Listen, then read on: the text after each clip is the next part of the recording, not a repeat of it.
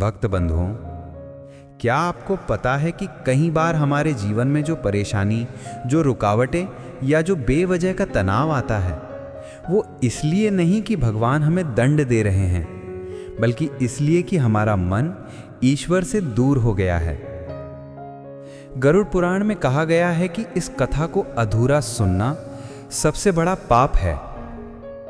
इसलिए अपने दैनिक जीवन से कुछ पल निकालें और भगवान शिव के आशीर्वाद को अनुभव करें। कथा सुनना सिर्फ एक परंपरा नहीं है, यह मन, आत्मा और जीवन को शुद्ध करने का सबसे आसान, सबसे पवित्र तरीका है। क्योंकि जब हम कथा सुनते हैं तो हमारे हृदय पर जमा वर्षों पुराना बोझ धीरे धीरे पिघलने लगता है, मन हल्का होता है और भीतर शांति उतरती चली जाती है। कहते हैं जहां कथा सुनी जाती है वहां देवता स्वयं उपस्थित होकर आशीर्वाद देते हैं। और ये कोई कल्पना नहीं, ये अनुभव है जो हर उस व्यक्ति ने महसूस किया है जिसने भक्ति के साथ कथा सुनी हो। कथा सुनने का सबसे बड़ा लाभ ये है कि ये हमारे घर के वातावरण को बदल देती है। जहां कलह हो वहां मेल लाती है, जहां उदासी हो वहां उल्लास लाती है, जहां चिंता हो वहां समाधान लाती है, और जहां किस्मत बंद हो वहां नया द्वार खोलती है। जो मन कथा सुनते हुए ईश्वर का नाम लेता है, उस मन पर खुद ईश्वर का हाथ रहता है। ऐसे व्यक्ति के जीवन में धीरे धीरे समस्याएं हटने लगती हैं, कर्ज से मुक्ति मिलती है, रिश्तों में मिठास आती है और घर में सुख समृद्धि का प्रवाह बढ़ जाता है। और भक्तों, भगवान की एक और अद्भुत लीला है। कथा सुनने वाले की परीक्षा भी होती है। ईश्वर देखते हैं कि कौन भक्त सिर्फ अपनी मनोकामना के लिए भक्ति करता है और कौन भक्त बिना किसी स्वार्थ के सिर्फ प्रेम और विश्वास से उनका नाम लेता है। उन्हीं भक्तों की सुनवाई सबसे पहले होती है। उन्हीं घरों में चमत्कार उतरते हैं। उन्हीं परिवारों में धन, शांति और सौभाग्य का प्रवाह स्थायी हो जाता है। और आज जो कथा आप सुनने जा रहे हैं वो सिर्फ एक कहानी नहीं है, ये भगवान की वो लीला है जो साबित करती है कि भक्ति कभी व्यर्थ नहीं जाती। एक दिन यही भक्ति जीवन की सबसे बड़ी ताकत बनकर लौटती है। तो भक्त बंधुओं, अगर आपका मन भटका हुआ है, घर में क्लेश है, काम में बाधाएं हैं या किस्मत जैसे थम सी गई हो, तो बस इस कथा को अंत तक सुनिए, क्योंकि हो सकता है आज की यही कथा आपके जीवन की दिशा बदल दे। हो सकता है यही कथा आपके घर में वो रोशनी ले आए जिसके लिए आप वर्षों से प्रतीक्षा कर रहे थे। तो तैयार हो जाइए, दिल को शांत कीजिए और खुद को भक्ति की उस धारा में बहने दीजिए जहां से लौटकर हर इंसान हल्का, पवित्र और आशीर्वाद से भरा हो जाता है। एक समय की बात है, प्राचीन भारत के एक राज्य में एक राजा रहता था। नाम था वीर केतु। राजमहल सोने चांदी से चमकता था। सेना इतनी बड़ी कि दुश्मन पास आने की हिम्मत ना करे। परंतु राजा की एक कमजोरी थी, उसका अहंकार। उसे लगता था कि दुनिया में उससे बड़ा, उससे शक्तिशाली, उससे विद्वान कोई नहीं। यहां तक कि देवताओं को भी वो अपने बराबर ही समझता था। महल के ज्ञानी लोग उसे समझाते थे कि प्रभु की कृपा के बिना कुछ भी संभव नहीं, पर राजा मुस्कुराकर कह देता, मेरी शक्ति ही मेरा ईश्वर है। एक दिन सुबह सुबह दरबार लगा हुआ था। सारे मंत्री, सैनिक, राजपुरोहित, वजीर सब मौजूद थे। तभी राजा गर्व से बोला, आज मैं अपनी शक्ति की परीक्षा लेना चाहता हूं। यह संसार मेरे आगे झुकता है, फिर देवता मेरे आगे क्यों नहीं झुकते? क्या वे भी मेरी प्रतिभा को नहीं समझते? दरबार खामोश हो गया। कोई नहीं जानता था कि राजा क्या करने वाला है। राजपुरोहित ने हाथ जोड़कर कहा, महाराज, देवों का अनादर उचित नहीं। भगवान शिव स्वयं भोले हैं, लेकिन उन्हें चुनौती देना भारी पड़ सकता है। राजा हंस पड़ा, अगर वे सचमुच भगवान हैं तो मुझे रोक लें, और अगर नहीं रोक पाए तो सिद्ध होगा कि वीर केतु से बड़ा कोई नहीं। ये शब्द सुनकर पूरा दरबार सहम गया। कोई नहीं जानता था कि राजा क्या करने वाला है। किसी की हिम्मत नहीं हुई कि राजा पर रोक लगाए। उस रात राजा को एक अजीब सी बेचैनी हुई। वो महल से निकला और अपने सैनिकों के साथ शिव मंदिर की ओर चला। मंदिर विशाल था, देवदार पेड़ों से घिरा हुआ, शिवलिंग के सामने दीपक शांत लौ के साथ जल रहा था। राजा मंदिर में दाखिल हुआ और ऊंची आवाज में बोला, महादेव, सुना है आप त्रिलोक के स्वामी हैं, परंतु मैं देखना चाहता हूं कि आपकी शक्ति मेरे सामने कितनी टिकती है। आज मैं अपने शिवलिंग पर तीर चलाऊंगा। अगर आप भगवान हैं तो खुद को बचा लीजिए, और अगर नहीं बचा पाए तो सिद्ध होगा कि वीर केतु से बड़ा कोई नहीं। राजपुरोहित और ग्रामीण हाथ जोड़कर विनती करने लगे, राजन, ये अपराध मत कीजिए। महादेव काल के भी काल हैं, उनसे उलझना उचित नहीं। लेकिन राजा के कानों में किसी की बात नहीं पहुंची। उसने धनुष उठाया, तीर चढ़ाया और शिवलिंग की ओर निशाना साधा। लोग सहमे हुए थे, कोई रो रहा था, कोई प्रार्थना कर रहा था। तभी अचानक मंदिर के बाहर से धीरे से एक बूढ़ा साधु आया। उसके कपड़े फटे हुए थे, हाथ में एक लकड़ी की छड़ी थी, चेहरे पर अपार शांति और आंखों में अनोखी चमक थी। साधु ने राजा की ओर देखते हुए कहा, राजन, क्रोध और अहंकार मनुष्य को अंधा कर देते हैं। ईश्वर को चुनौती देकर कोई भी मनुष्य जीत नहीं सकता। तीर चलाने से पहले एक बार सोचो, तुम क्या कर रहे हो। राजा गुर्राया, तू कौन होता है मुझे रोकने वाला? मैं राजा हूं और मैं किसी की नहीं सुनता। साधु मुस्कुराया, छोड़ो राजन, तीर चलाओ, लेकिन उसके परिणाम तुमको ही भुगतने पड़ेंगे। राजा ने तीर खींचा, पूरा मंदिर कांप उठा, पर उसी क्षण राजा का हाथ अचानक दुखने लगा, जैसे तीर भारी होता जाए। वह तीर छोड़ ना पाया और ना ही हाथ स्थिर रख पाया। तीर हाथ से छूटा और जमीन पर गिरकर टूट गया। राजा चौंक गया। ये कैसे हुआ? राजा चिल्लाया। साधु शांत स्वर में बोला, जिसे तुम पत्थर का टुकड़ा समझ रहे थे, वो तुम्हारे भीतर से अहंकार हटाने की शक्ति रखता है। महादेव को चुनौती देने का परिणाम हमेशा भारी ही होता है। राजा क्रोधित हो गया, तू कोई जादूगर लगता है या तू ही शिव बनकर मुझे धोखा दे रहा है? साधु ने कहा, ना मैं शिव हूं ना जादूगर, मैं तो एक साधारण यात्री हूं, परंतु मैं सत्य को पहचानता हूं। अहंकार इंसान को नाश की तरफ ले जाता है। राजा ने सैनिकों को आदेश दिया, इसे पकड़ लो। पर जैसे ही सैनिक साधु के करीब पहुंचे, एक तेज प्रकाश फैला और साधु अदृश्य हो गया। मंदिर की घंटियां अपने आप बजने लगी। वातावरण में अजीब सा कंपन फैल गया। राजा घबरा गया। उसने पहली बार अपने भीतर डर महसूस किया। वो भागकर बाहर जाने लगा। तभी मंदिर की दीवारें हल्की सी चमकी। कोई आवाज नहीं, कोई आकृति नहीं, बस हवा में एक दिव्य शांति। राजा ने तीर उठाया और फिर से निशाना साधना चाहा, पर उसका हाथ कांप रहा था। उसके भीतर कुछ टूट रहा था, अहंकार का पहाड़। राजपुरोहित ने धीरे से कहा, राजन, जो साधु अभी दिखे वो सामान्य व्यक्ति नहीं थे। ये सब भगवान की लीला है, वो तुम्हें समझाना चाहते हैं। राजा पहली बार चुप था। उसकी आंखों में हठ और शक्ति का घमंड कम होने लगा था। उसका मन भारी हो गया। उसने अपनी सेना को वापस बुलाया और अकेले ही मंदिर के बाहर एक पत्थर पर बैठ गया।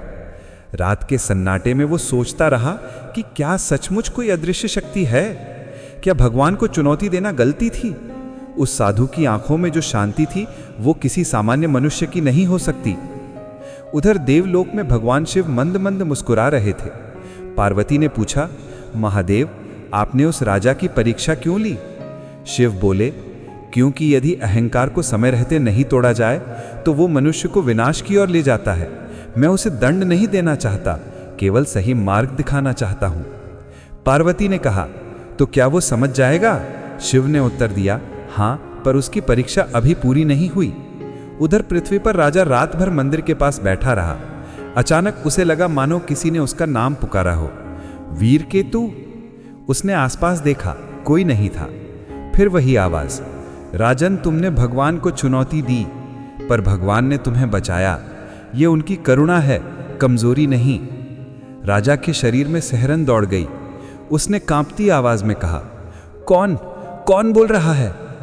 हल्की सी हवा मंदिर से बाहर निकली। दीपक की लौ ऊंची हो गई। राजा ने महसूस किया कि कोई अदृश्य शक्ति उसके पास खड़ी है। उसने डरते हुए कहा, मैंने गलती की, मुझे क्षमा करें।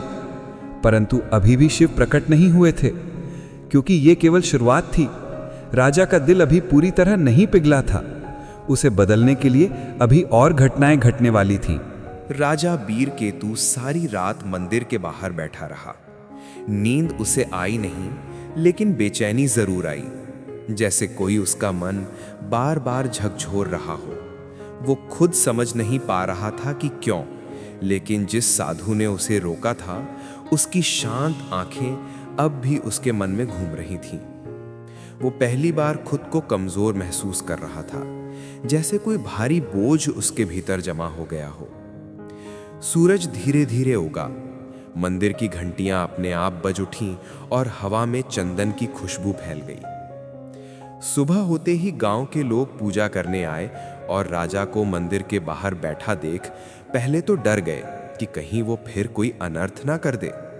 पर राजा अब अलग लग रहा था, थका हुआ, गहरे विचारों में डूबा हुआ। राजपुरोहित उसके पास आए और बोले, महाराज, रात भर यहीं बैठे थे? राजा बोला, हाँ, मेरे भीतर कुछ है जो समझ नहीं आ रहा। मैं राजा हूं, पर कल रात मुझे लगा जैसे मैं बहुत छोटा हूं। राजपुरोहित मुस्कुराए, महाराज, यही तो ईश्वर की कृपा है। विनम्रता का जन्म अहंकार का अंत है। राजा ने उनकी तरफ देखा, लेकिन मुझे अभी भी समझ नहीं आया कि वो साधु कौन था। इतने तेज प्रकाश में गायब कैसे हो गया? क्या वो सच में शिव थे? राजपुरोहित धीरे से बोले, महादेव तो स्वयं नहीं आते, पर उनकी इच्छा से कोई भी रूप ले सकता है। शायद वो साधु आपकी परीक्षा था। राजा विचारों में डूब गया। तभी मंदिर के पुजारी ने राजा को प्रसाद दिया। राजा ने पहली बार हाथ जोड़कर उसे स्वीकार किया। उसके मंत्री ये देखकर आश्चर्य में पड़ गए। राजा ने कभी किसी के सामने सिर नहीं झुकाया था, आज वो प्रसाद ले रहा था। ये छोटे परिवर्तन का बड़ा संकेत था। राजा बोल उठा, मैं आज फिर उसी साधु से मिलना चाहता हूं। गांव वाले बोले, महाराज, वो साधु यहां रोज नहीं आते, कई साल बाद किसी को एक झलक देते हैं। पर राजा ने कहा, फिर भी मैं ढूंढूंगा। उसने अपनी सेना को नहीं बुलाया, केवल साधारण कपड़े पहनकर अकेले ही निकला। जंगल के रास्तों पर चलते हुए उसे बचपन की बातें याद आईं, जब वो भी साधारण था, जब उसके पिता उसे ईश्वर का नाम लेना सिखाते थे। लेकिन राजगद्दी पर बैठते ही वो सब भूल गया था। जंगल शांत था, पक्षियों की आवाजें गूंज रही थीं। राजा काफी दूर तक चल चुका था। अचानक उसे वही साधु एक पेड़ के नीचे बैठे दिखे। वो दौड़कर उनके पास पहुंचा और बोला, महाराज, आप वास्तव में कौन हैं? आपसे मिलकर मेरा मन बदल गया है। कुछ तो शक्ति है आप में। साधु ने उसे देखकर एक साधारण मुस्कान दी। राजन, मैं कोई महाशक्ति वाला व्यक्ति नहीं, मैं तो एक यात्री हूं जो संसार में भ्रमण करता हूं। शक्ति तो तुम्हारे भीतर है, लेकिन अहंकार के कारण तुम उसे पहचान नहीं पाए। राजा ने झिझकते हुए पूछा, क्या मैंने जो किया वो बहुत बड़ा अपराध था? साधु बोले, भूल हर मनुष्य करता है, लेकिन गलतियों को पहचानना दुर्लभ है। देवता उससे नहीं नाराज होते जो गलती करता है, बल्कि उससे जो गलती को गलती मानता ही नहीं। राजा ने यह सुना तो उसका सिर झुक गया। साधु ने कहा, तुम सत्य की राह पर हो, पर यात्रा यहीं खत्म नहीं होती। तुम्हारी असली परीक्षा अभी बाकी है। राजा डर गया। परीक्षा? कैसी परीक्षा? साधु ने कहा, ईश्वर किसी को दंड देने नहीं, बल्कि समझाने परीक्षा लेते हैं। तुम्हें दुनिया के सामने खुद को बदलकर दिखाना होगा। तुम सिर्फ राजा नहीं, एक मनुष्य भी हो। जब तुम अपने प्रजा का दुख समझोगे, तभी तुम ईश्वर को समझ पाओगे। राजा ने पहली बार शांत स्वर में कहा, मैं सीखना चाहता हूं, मुझे बताइए मुझे क्या करना चाहिए। साधु ने उसे पास बैठने को कहा, आज से तुम राज्य की सीमाओं से बाहर जाओ, प्रजा की पीड़ा अपनी आंखों से देखो। जब तक तुम उनके जीवन को महसूस नहीं करोगे, तुम्हारे भीतर दया उत्पन्न नहीं होगी। दया ही ईश्वर का द्वार है राजन। राजा ने कहा, मैं पालन करूंगा। साधु ने कहा, लेकिन अकेले जाओ, राजा बनकर नहीं, सामान्य मनुष्य बनकर। यह सुनकर राजा एक पल को चौंका, पर फिर बोला, मैं जाऊंगा। साधु ने कहा, मेरी बात याद रखना, जब तक तुम्हारी आत्मा नम्र नहीं होगी तब तक ईश्वर की अनुभूति संभव नहीं। साधु धीरे धीरे आंखें बंद करके ध्यान में बैठ गए। वो उन्हें देखता ही रह गया। ऐसा लगता था जैसे वो साधु धड़कते हुए संसार का हिस्सा ही न हो, किसी और लोक से आए हों। वो बिना कुछ कहे वापस चल पड़ा। राजा महल लौटकर सीधे कपड़े बदलने लगा। सैनिक हैरान हो गए। एक सैनिक ने पूछा, महाराज किसी यात्रा पर जा रहे हैं क्या? राजा ने कहा, हाँ, लेकिन राजा के रूप में नहीं, एक सामान्य मनुष्य बनकर। मेरे लौटने तक राज्य की जिम्मेदारी मंत्रीगण संभालेंगे। सारे दरबारी दंग रह गए। वे आपस में कानाफूसी करने लगे। तुमने देखा, राजा बदल गए हैं। ऐसा राजा पहले कभी नहीं देखा। राजा ने रथ नहीं लिया, सेना नहीं ली, केवल एक छोटा सा थैला और साधारण वस्त्र पहने वह निकल पड़ा। प्रजा उसे पहचान नहीं पाई। वह गांव में घूमता रहा, लोगों की तकलीफें सुनता रहा। एक गांव था जहां पानी की भारी कमी थी। महिलाएं 10-10 कोस दूर से पानी लाती थीं। एक बुजुर्ग महिला ने उसे बताया, बेटा, राजा को हमारे दुख का पता ही नहीं। अगर जानते तो शायद हमारे लिए कुछ करते। राजा भीतर से कांप गया। उसने पूछा, क्या राजा कभी यहां आए? महिला बोली, नहीं बेटा, राजा को क्या जरूरत, उनके पास सब है, उन्हें हमारे दुख क्या दिखेंगे। राजा मौन हो गया। उसे लगा जैसे कोई कांटा उसके हृदय में चुभ गया हो। वह जाने लगा। तभी एक बच्चा उसके पास आया और बोला, काका, तुम तो अच्छे लगते हो, हमारे राजा जैसे मत बनना, वो तो हमें कभी देखने भी नहीं आते। राजा के कदम रुक गए। उसकी आंखें भर आईं। बच्चे के शब्द उसके दिल में तीर की तरह चुभ गए। वह आगे बढ़ा। एक और गांव पहुंचा जहां किसान कर्ज में डूबे थे। कोई अपनी जमीन बेचने को मजबूर था, कोई अपने पशु। एक किसान बोला, राजा तक हमारी बात पहुंचती ही नहीं। हम जानते हैं कि वह बहुत शक्तिशाली है, पर हमारा राजा हमारी सुनता नहीं। राजा को अपने कानों पर विश्वास नहीं हो रहा था। इतने वर्षों तक वह केवल सिंहासन पर बैठकर सोचता था कि वह सबसे महान है, जबकि उसकी प्रजा दुख में जी रही थी और वह उनसे अनजान था। वह चलते चलते शाम को एक छोटे से आश्रम पहुंचा। वहां कुछ निर्धन बच्चे पढ़ रहे थे। आश्रम का गुरु उन्हें भोजन परोस रहा था। राजा अंदर गया और पूछा, गुरुदेव, ये बच्चे कौन हैं? गुरु ने कहा, ये अनाथ बच्चे हैं, इनके माता पिता का देहांत हो गया। राज्य की मदद तो हमें कभी मिली नहीं, इसलिए अपने साधनों से ही इनको पढ़ा रहे हैं। राजा ने पूछा, राजा मदद क्यों नहीं करता? गुरु ने दुखी स्वर में कहा, राजन के पास समय कहाँ, वह तो विजय यात्राओं और अपने गौरव में ही व्यस्त रहते हैं। राजा के हृदय में पश्चाताप गहराता जा रहा था। वह रात वहीं ठहर गया। आश्रम का भोजन साधारण था, पर राजा ने पहली बार आनंद से खाया। उसे लगा जैसे वह पहली बार असली सुख चख रहा हो। रात को लेटते हुए उसने सोचा, मैंने वर्षों तक अपने महल को ही संसार समझ लिया था। मैं राजा था, पर प्रजा का दुख न समझ सका। यदि मैं ही उनके लिए कुछ न करूं, तो मेरे राजा होने का क्या अर्थ है? अचानक उसे वही आवाज सुनाई दी, वीर केतु।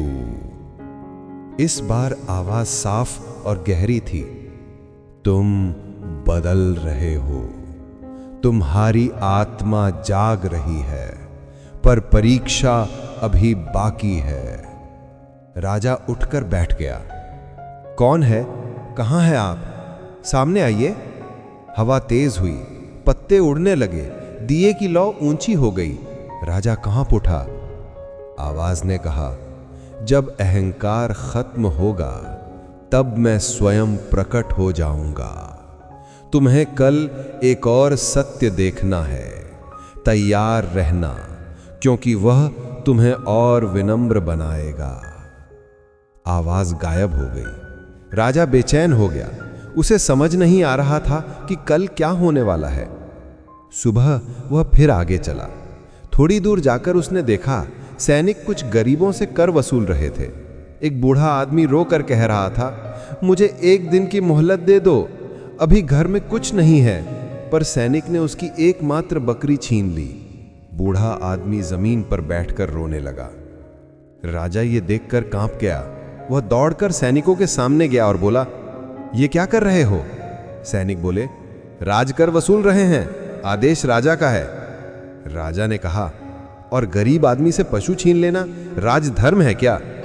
सैनिकों ने हंसकर कहा, काका तुम राजा को नहीं जानते, उनके लिए आम लोग बस रेत के कण हैं जिनकी कोई कीमत नहीं। यह सुनकर राजा को लगा जैसे उसका हृदय चीर गया हो। सैनिकों का कहना सच था। उसने कभी प्रजा की तकलीफ को मूल्य नहीं दिया।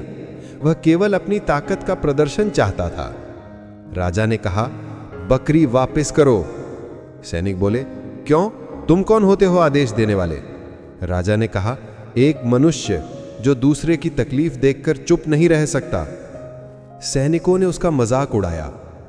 तभी पीछे से आश्रम का गुरु आया और बोला, तुम लोग गरीबों को सताकर राजा की बदनामी कर रहे हो। सैनिक गुरु से झगड़ने लगे। तभी राजा ने अपना असली स्वरूप दिखा दिया। उसने सैनिकों को रोकते हुए कहा, मैं ही राजा वीर केतु हूं। सैनिकों के हाथ कांप गए। वे घुटनों के बल बैठ गए। गांव वाले भी हैरान थे। राजा ने कहा, आज के बाद किसी गरीब को इस तरह मत सताना। मैं अपने आदेश वापस लेता हूं। कोई भी कर जबरदस्ती नहीं वसूला जाएगा। सैनिकों ने बकरी वापस की। बूढ़ा आदमी रोते हुए राजा के पैरों में गिर गया। राजा ने उसे उठाया और कहा, मैं राजा हूं, भगवान नहीं। तुम्हें मेरे सामने झुकने की जरूरत नहीं। गांव वालों के चेहरों पर पहली बार आशा दिखाई दी। राजा को लगा जैसे उसके भीतर का कोई पर्दा हट गया हो। उसने महसूस किया कि प्रजा का दर्द देखना ही राजा को ईश्वर के करीब ले जाता है। वह महल वापस नहीं गया। वह कई दिनों तक गांव-गांव घूमता रहा। गरीबों को भोजन देता, किसानों की बातें सुनता, बच्चे पढ़ने की इच्छा व्यक्त करते तो उनके लिए किताबें खरीदता। एक दिन वह अपने महल से निकलकर उसी शिव मंदिर लौटा जहां उसने अपराध करने की कोशिश की थी। यह मंदिर अब उसे भय नहीं, शांति देता था। वह भीतर गया और शिवलिंग के सामने सिर झुकाकर बोला, महादेव, मैंने बहुत गलती की, लेकिन अब मैं सच में बदलना चाहता हूं। मुझे रास्ता दिखाइए। मंदिर में अचानक शांति छा गई, जैसे हवा भी थम गई हो। कहीं दूर घंटी बजी, फिर वही दिव्य आवाज, तुम्हारी परीक्षा पूरी नहीं हुई, आखिरी चरण अभी बाकी है वीर केतु। राजा ने पूछा, क्या है आखिरी चरण? आवाज बोली, जब तक तुम अपने भीतर के पूर्ण अहंकार को नहीं त्यागते, तब तक मैं प्रकट नहीं होऊंगा। राजा ने कहा, मैं त्यागता हूं पूरी तरह। आवाज बोली, शब्द नहीं, कर्म पूछते हैं, कल फिर आना। आवाज गायब हो गई। राजा मंदिर में देर तक बैठा रहा। उसे प्रतीक्षा थी, क्योंकि वह महसूस कर रहा था कि अगले दिन कुछ अद्भुत होने वाला है। उधर देवलोक में शिव बोले, अब यह मनुष्य योग्य है मेरा दर्शन पाने के लिए। और पार्वती मुस्कुराई, तो कल उसकी यात्रा पूर्ण होगी। अगले दिन सूरज निकलने से पहले ही राजा वीर केतु शिव मंदिर के बाहर पहुंच गया। हवा बिल्कुल शांत थी, जैसे पूरा वातावरण किसी अनोखी घटना की प्रतीक्षा कर रहा हो। राजा के मन में उत्सुकता भी थी और डर भी। क्या आज महादेव सच में प्रकट होंगे? क्या वो इस लायक बन चुका है? वो धीरे धीरे मंदिर में प्रवेश करता है। सुबह का समय था। दीपक की लौ हिल रही थी। मंद धूप की खुशबू हवा में फैल रही थी। शिवलिंग पर जल चढ़ता देख राजा के मन में एक अजीब सी पवित्रता उठी। वो पहली बार बिना किसी इच्छा, बिना किसी अभिमान के, सिर्फ श्रद्धा से झुका। उसने आंखें बंद करके प्रार्थना की, महादेव, मैं तैयार हूं। मेरे भीतर अब कोई घमंड नहीं बचा, बस आपकी कृपा चाहिए। अचानक मंदिर की घंटियां अपने आप बजने लगी। हवा तेज हुई। दिया बुझा नहीं, बल्कि उसकी लौ और ऊंची उठ गई। राजा घबरा गया, पर उसके मन में डर नहीं था, सिर्फ आश्चर्य था। भीतर से वही दिव्य आवाज गूंजी, वीर केतु, आज तुम्हारी अंतिम परीक्षा है। राजा ने धीरे से कहा, आदेश दीजिए महादेव। आवाज बोली, आज तुम्हें अपने जीवन का सबसे कठिन निर्णय लेना होगा, जिसके आधार पर तय होगा कि तुम दर्शन के योग्य हो या नहीं। राजा घबरा गया, कौन सा निर्णय? अचानक जमीन थोड़ी कांपी, मंदिर का दरवाजा अपने आप बंद हो गया, भीतर का प्रकाश और तेज हो गया। फिर आवाज आई, अपने राज्य की रक्षा करने का अवसर तुम्हें आज ही मिलेगा, पर इस अवसर में तुम्हें अपने प्राणों की भी आहुति देनी पड़ सकती है। क्या तुम तैयार हो? राजा ने बिना सोचे कह दिया, हां महादेव, अगर मेरी मृत्यु से मेरे राज्य और मेरी प्रजा की रक्षा होती है तो मैं तैयार हूं। यही सुनना था कि मंदिर में अद्भुत शांति छा गई, जैसे सारी सृष्टि एक पल के लिए स्थिर हो गई हो। तभी शिवलिंग पर गिरता जल अचानक चमकने लगा और उस चमक से एक तेज प्रकाश का गोला उठा। राजा स्तब्ध रह गया। प्रकाश का गोला धीरे धीरे आकार लेने लगा। पहले त्रिशूल दिखाई दिया, फिर जटाएं, फिर नीली कांति वाला दिव्य स्वरूप, और अंत में पूरा का पूरा तेजस्वी रूप प्रकट हुआ। वो कोई और नहीं, स्वयं भगवान महादेव थे। राजा देखते ही विस्मित हो गया। उसकी सांसें रुक गई, उसके पैरों से शक्ति चली गई। वो वहीं घुटनों के बल गिर पड़ा और बोला, महादेव, मैं धन्य हो गया, मुझे दर्शन दे दिया आपने। महादेव मुस्कुराए। उनकी वो मुस्कान इतनी दिव्य थी कि राजा रो पड़ा। महादेव बोले, वीर केतु, तुम्हारा हृदय अब शुद्ध हो चुका है, अहंकार पूरी तरह मिट चुका है। तुमने अपनी प्रजा के लिए सच्ची करुणा महसूस की, इसीलिए तुम मेरे दर्शन के अधिकारी हुए। राजा रोते हुए बोला, प्रभु, मैंने बहुत पाप किए, बहुत गलतियां की, क्या आप मुझे क्षमा करेंगे? महादेव बोले, मनुष्य की पहचान उसके पापों से नहीं बल्कि उसके परिवर्तन से होती है, और तुमने खुद को बदला है, इसीलिए तुम क्षमा के योग्य हो। राजा ने सिर झुका दिया। शिव आगे बोले, तुम्हारी अंतिम परीक्षा भी बाकी है। अपने राज्य की सीमा पर एक बड़ा संकट आने वाला है। कुछ दुष्ट लोग तुम्हारे राज्य पर हमला करने की तैयारी में हैं। यदि तुम वहां नहीं गए तो हजारों लोग संकट में आ जाएंगे। ये समय है तुम्हारे नए रूप की पहली परीक्षा का। राजा ने तुरंत कहा, मैं तैयार हूं प्रभु, अपने प्राण देकर भी राज्य की रक्षा करूंगा।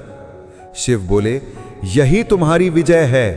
पहले तुम राज्य को अपना अधिकार मानते थे, अब उसे अपनी जिम्मेदारी समझते हो। इतना कहकर शिव ने अपना त्रिशूल उठाया। उससे एक चमक निकली और राजा के हृदय पर पड़ी। राजा के शरीर में एक अद्भुत शक्ति दौड़ गई, जैसे उसकी आत्मा जाग उठी हो। शिव बोले, ये तुम्हें सुरक्षा नहीं देगी बल्कि सही निर्णय लेने की शक्ति देगी। याद रखना, राजा तलवार से नहीं, न्याय से महान बनता है। राजा ने कहा, आदेश दीजिए, तुरंत युद्ध स्थल जाऊं। शिव बोले, जाओ और धर्म की रक्षा करो। प्रकाश का गोला फिर उठा और शिव उसी प्रकाश में विलीन हो गए। मंदिर फिर शांत हो गया। राजा बाहर निकला तो उसका चेहरा बदल चुका था। उसमें अब गुरूर की जगह तेज था, डर की जगह आत्मविश्वास, कमजोरी की जगह धर्म का बल। वो तेजी से अपने राज्य की सीमा की ओर भागा। वहां जाकर देखा, कुछ दुष्ट सेनाएं गांव में प्रवेश करने की कोशिश कर रही थी। सैनिकों को भी इसकी खबर नहीं मिली थी। राजा ने अकेले ही उनके सामने खड़े होकर कहा, जो प्रजा मेरी है वो तुम्हारे भय से नहीं डर सकती। जो इस भूमि पर गलत इरादा लेकर आया वो वापस नहीं जाएगा। दुष्ट सेना के सेनापति ने हंसकर कहा, तुम अकेले हो, क्या कर लोगे? राजा ने कहा, मैं अकेला नहीं, महादेव की कृपा मेरे साथ है। उनकी हंसी रुक गई। उन्होंने हमला कर दिया। राज ने प्रतिकार किया। पहले वही राजा था जो तिलक ना बिगड़ने तक लड़ता था। आज वो प्रजा को बचाने के लिए अपना प्राण लगाने को तैयार खड़ा था। कड़ी लड़ाई हुई। राजा घायल भी हुआ, पर पीछे नहीं हटा। उसके भीतर शिव द्वारा दी गई शक्ति धड़क रही थी। कुछ देर बाद उसकी सेना भी वहां पहुंच गई। सैनिकों ने राजा की वीरता देखकर जोश में आकर कहा, महाराज, आपने अकेले पूरी सेना रोक दी। राजा ने कहा, मैं महाराज नहीं, मैं आप सबका सेवक हूँ। राज्य हमारा है, इसे बचाना हम सबका कर्तव्य है। ये सुनकर सैनिकों की आंखें भर आई। वो दिन था जब राजा और सैनिकों ने मिलकर उन दुष्टों को भागने पर मजबूर कर दिया। राज्य की सीमा फिर सुरक्षित हो गई। राजा उसी शाम मंदिर लौटा और शिवलिंग के सामने बैठकर बोला, प्रभु, आपकी कृपा से आज राज्य बच गया। उसी क्षण हवा चली, जैसे कोई अदृश्य हाथ राजा के सिर पर आशीर्वाद दे रहा हो। आवाज आई, यही है सच्चा राजधर्म। अब तुम एक न्यायप्रिय राजा हो चुके हो वीर केतु। आज से राज्य में शांति, समृद्धि और करुणा का काल शुरू होगा। राजा ने हाथ जोड़कर कहा, महादेव, मैं जैसे कहते हैं मैं वैसे ही करूंगा। मेरे राज्य में कोई भूखा ना रहे, कोई दुखी ना रहे, कोई उत्पीड़ित ना मिले, यही मेरा प्रण है। आवाज बोली, और यही तुम्हें ईश्वर के सबसे करीब लाता है। धीरे धीरे प्रकाश मंद हुआ और शिव की उपस्थिति विलीन हो गई। पर इस बार राजा को पता था कि महादेव गए नहीं, वे उसके हर निर्णय, हर कदम में साथ रहेंगे। राजा वापस राज्य लौटा। वहां उसने करों को आधा कर दिया, गरीबों के लिए अन्न भंडार खोल दिए, सैनिकों को नियम दिया कि किसी गरीब को कभी सताया ना जाए, किसानों के कर्ज माफ किए और पूरे राज्य में शिक्षा के आश्रम स्थापित किए। लोगों ने कहा, हमारा राजा अब बदल गया है, ये अब हमारा दुश्मन नहीं, हमारा रक्षक है। राजा वीर केतु ने जीवन भर शिव के मार्ग पर चलकर अपने राज्य को स्वर्ग जैसा बना दिया। और वो हमेशा कहता, जिस दिन मन से अहंकार मिट जाता है, उस दिन ईश्वर स्वयं प्रकट होते हैं। तो भक्त बंधुओं, आपने अभी सुनी भगवान शिव की ये अद्भुत, प्रेरणादायक और हृदय को छू लेने वाली दिव्य कथा, जिसमें एक राजा का अभिमान टूटा, उसकी बुद्धि जागी और महादेव की कृपा से उसका जीवन ही बदल गया। ये कथा हमें गहरी बात समझाती है। ईश्वर तक पहुंचने का मार्ग शक्ति या सामर्थ्य से नहीं, बल्कि विनम्रता, करुणा और सच्चे मन की भक्ति से खुलता है। जो व्यक्ति अपने मन से घमंड हटाकर कर्तव्य और धर्म को अपनाता है, उसके जीवन में स्वयं महादेव का प्रकाश उतर आता है। और फिर चाहे वो युद्ध हो, संकट हो, गरीबी हो या कोई भी कठिनाई, महादेव अपने भक्त का साथ कभी नहीं छोड़ते। याद रखिए, जीवन में जब भी मन डगमगाए, बस एक बार धीमे से बोलिए, ओम नमः शिवाय। विश्वास रखिए, महादेव आपके लिए वही करेंगे जो आपके हित में सबसे बेहतर होगा। अगर आप चाहते हैं कि ऐसी दिव्य कथाएं, ऐसी भक्ति और भगवान शिव की महिमा हर घर और हर दिल तक पहुंचे, तो श्री ज्ञान YouTube चैनल को अभी सब्सक्राइब कर लीजिए। आपका एक छोटा सा सब्सक्राइब हमारे प्रयास को और अधिक शक्ति देता है और आपके जीवन में महादेव की कृपा को और अधिक खुला द्वार। मित्रों, आज की कथा यदि आपके हृदय को छू गई हो, आपके मन में शांति उतरी हो या आपकी किसी चिंता का समाधान मिला हो, तो नीचे हर हर महादेव लिखकर अपना प्रेम जरूर व्यक्त करें। भगवान शिव आप सभी पर अपने कृपा कटाक्ष बरसाते रहें। आपके जीवन में सुख, समृद्धि, स्वास्थ्य और शांति सदैव बनी रहे। अंत में मेरी प्रार्थना है कि हे प्रभु, जो भक्त इस कथा को ध्यान से सुनता है, उसके जीवन में आनंद, खुशियां, साथ ही भक्तिमय से भरा जीवन रहे। फिर मिलेंगे एक नई दिव्य प्रेरणादायक कथा के साथ। तब तक के लिए जय भोलेनाथ, हर हर महादेव।